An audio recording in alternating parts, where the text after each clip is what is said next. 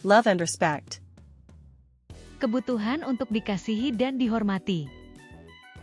Pendahuluan, di dalam Efesus 5 ayat 33 berkata, "Bagaimanapun juga, bagi kamu masing-masing berlaku, kasihilah istrimu seperti dirimu sendiri, dan istri hendaklah menghormati suaminya."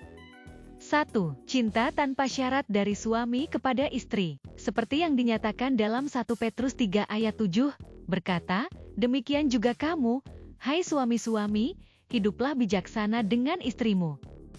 Menunjukkan kasih seperti Kristus. Suami dipanggil untuk mencintai istrinya seperti Kristus mengasihi gereja, yang artinya dengan penuh pengorbanan dan ketulusan. Ini berarti memberikan perhatian, kasih sayang, dan kehadiran penuh tanpa syarat. Berempati dan peduli, suami yang menunjukkan kasih secara alkitabiah harus berusaha memahami kebutuhan emosional istri, mendengarkan penuh perhatian, dan memberikan dukungan dalam segala hal.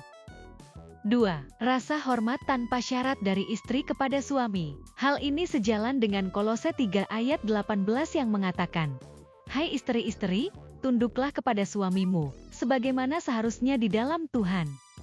Menghormati peran suami, istri dipanggil untuk menunjukkan penghormatan terhadap kepemimpinan suami dalam rumah tangga, mendukung keputusan suami, dan menghargai usahanya untuk melindungi dan membimbing keluarga.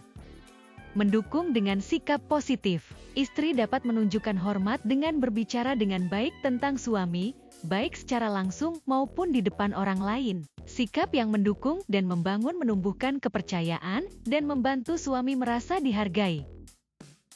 Tidak menghentikan siklus negatif atau crazy cycle. Roma 12 ayat 10 memberikan panduan. "Hendaklah kamu saling mengasihi sebagai saudara dan saling mendahului dalam memberi hormat." Ketika terjadi konflik atau kesalahpahaman, baik suami maupun istri perlu berupaya untuk tidak terjebak dalam crazy cycle atau siklus di mana cinta dan rasa hormat tidak diberikan. Suami dapat memutus siklus ini dengan memberi cinta meskipun merasa tidak dihormati, dan istri dapat melakukannya dengan memberi hormat meskipun merasa kurang dicintai. Pentingnya memprioritaskan pasangan di atas ego pribadi. 4. Menghidupkan siklus positif atau energizing cycle. 1 Tesalonika 5 ayat 11 menyarankan, "Karena itu nasihatilah seorang akan yang lain, saling membangunlah kamu seperti yang memang kamu lakukan." Membangun kebiasaan yang positif.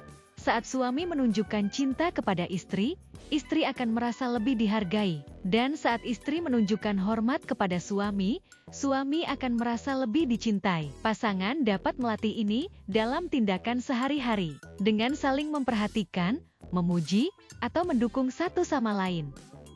Menguatkan satu sama lain, mendorong pasangan untuk selalu saling membangun dan menguatkan dalam hubungan pernikahan mereka.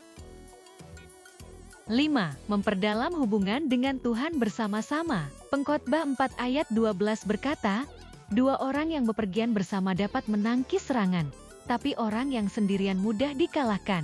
3 utas tali yang dijalin menjadi satu, sulit diputuskan." Anak Tuhan yang ingin hidup dalam cinta dan hormat hendaknya memperkuat hubungan mereka dengan Tuhan sebagai fondasi. Melalui doa bersama, membaca Alkitab, dan mengikuti perintah Tuhan, pasangan dapat mendekatkan diri kepada Tuhan dan menjaga pernikahan yang sejalan dengan kehendaknya, bahwa hubungan yang kuat melibatkan Tuhan sebagai pusatnya.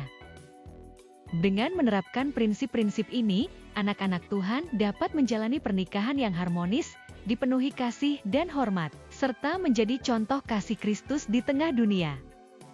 Kolose 3 ayat 19 berbunyi, "Hai suami-suami, kasihilah istrimu, dan janganlah berlaku kasar terhadap dia." Amsal 31 ayat 10 berbunyi, "Siapakah yang dapat menemukan istri yang baik? Ia jauh lebih berharga daripada permata." Kolose 3 ayat 20 berbunyi, "Hai anak-anak, taatilah orang tuamu dalam segala hal, karena itulah yang indah di dalam Tuhan."